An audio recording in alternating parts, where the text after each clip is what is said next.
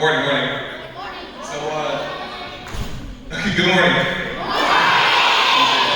So I was called to kind of share a little bit of my journey, to help you guys learn some of the things that I did, the decisions I made that led me to the success and the place I am now. And it's an honor to be standing in front of you to give you some of the gems and some of the keys that you can take and apply to your lives, with whatever you choose to do. So, just a little bit about myself. I was born and raised in Queens, New York. This city is actually called Corona, which is an unfortunate name due to 2020. But my parents came from Nigeria in the late 80s and settled there. They had my older brother, my older sister, and my little brother. So I was the third out of 4 kids. And I think me going to the Olympics and becoming a world-class athlete was a way to kind of compensate, because I was the other kid. My older brother was the oldest. My older sister was the only girl. And my little brother, who happens to be a professional wrestler now, was the youngest. So I was just the other one.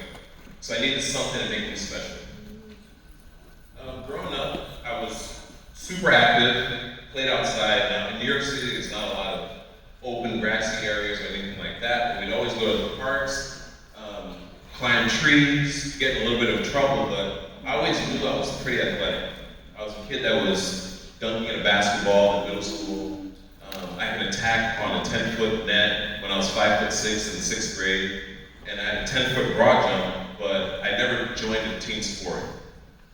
And I knew that when I went to high school, I wanted to be on a team, but I wouldn't want to be in something where I have to rely on the next person to determine the outcome. I kind of wanted to be the one that is responsible whether we win or we lose. So it came down to the choice of wrestling or track and field. Now, growing up, we'd always watch basketball, we'd watch some football, some soccer, we'd even watch track and field, but we'd never watch the field events. So I'd always watch like Usain Bolt, Michael Johnson, Allison Felix, but I'd never seen a throw and I'd never seen a jump in my life. But I happened to jog in the gym class one day, and the high school coach came up to me and he's like, "Do you want to join the track team?" I immediately thought he meant sprinting, but he was thinking of being a shot put. I had no idea what a shot put was, but I was excited to have the opportunity to join the team. So I joined the team, and then I went home that day and looked up what a shot put was. And it was super cool. At that time, it was 2009, YouTube was brand new. So I just immersed myself in all of the information. People were uploading, I don't know if you know what VHS tapes are.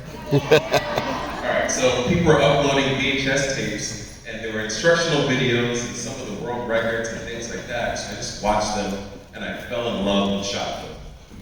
So I had a talk with my coach, and we just kind of discussed goal setting. And he wound up telling me that the school record was 41 feet 8 inches at the time. And since I'm a smaller athlete, ignore what I look like now, I was really, really small when I started. He said if I grew 40 feet by the time I graduated, he'd be really happy. My first meet, I grew 37 feet.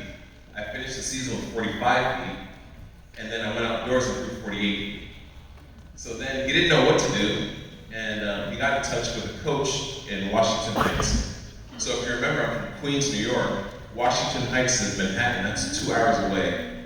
And the coach in Manhattan, his name is John Joseph Roman, but I call him Joe. His name's kind of like mine.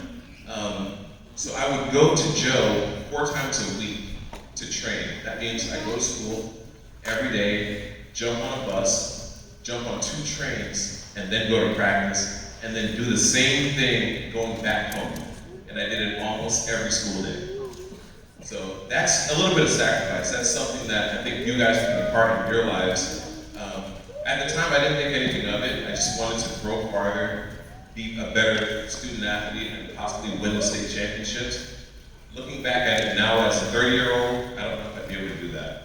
But it just goes to show you that sacrifices are driven by a big goal. So I would do that all the way to the state championships. I qualified as a junior, and I grew 53 feet. That's a big jump since sophomore year. And after working with Coach Joe, I grew 60 feet, won the state championship, and then furthered that to 62 feet. that's when schools started writing me. So they started offering me scholarships. They were interested in me basically coming to school for free. They were going to pay for me to go to school, and all I had to do was pass my classes and be a shop owner. So that was a dream come true. And it all stemmed from some of the lessons that I learned throughout the ranks in high school track and field. Another thing that Coach Joe taught me was to act like a champion. So he taught me the 3 C's, that's composure, concentration, and confidence. And basically that means that when I walk into a room, whether I'm nervous or if I'm in control of the room, I have to act like I'm in control of the room. It's basically like faking it till you make it. And that allows you to put yourself in positions where you can win.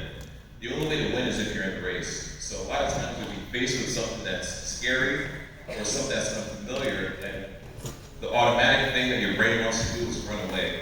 But you have to face it head on. That's going to put you in a position to succeed.